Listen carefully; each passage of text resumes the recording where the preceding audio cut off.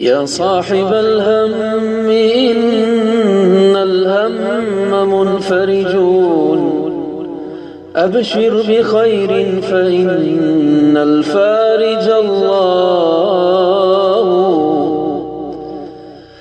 اليأس يقطع أحيانا بصاحبه، لا تيأسن فإن الكافي الله. الله يجعل بعد العسر ميسرة، لا تجزعن فإن الصانع الله.